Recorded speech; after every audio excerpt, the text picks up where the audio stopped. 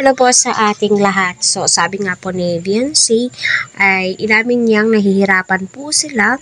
Simula po ng bata po siya is marami na po silang o siyang naranasang hirap. So alam naman po natin, once na ang tao magsusumikap, may pangarap sa buhay, ay malalampasan po lahat ng balakid at problema ay masusolve po talaga. Wala pong binigay ang Panginoon na hindi po natin malulutas ang ating problema, no?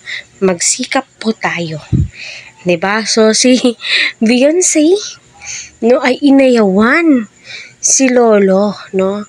Dahil siya daw po si Super Lolo, ano daw po ang maipaglilingkod niya kay Beyonce, ano po yung maitutulong.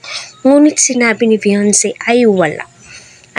So, itong video ito ay good vibes lamang po, Kaya, patuloy po nating suportahan si Kalinga Prab, Kuya Val, huwag po natin skip ang kanilang ads, para sa ganun po ay marami pa pong kababayan po natin ang kanilang matulungan.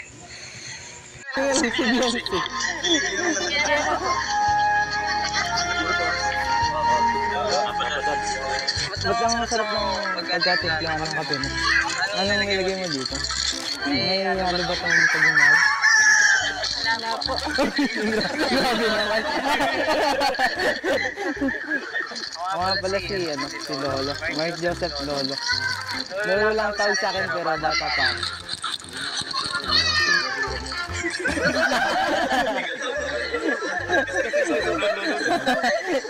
Pwede mo maging super hero dahil ako si Super Lolo. Kailangan ba ng superhero?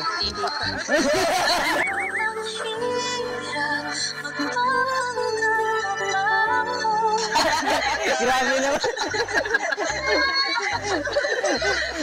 Ano ko dito?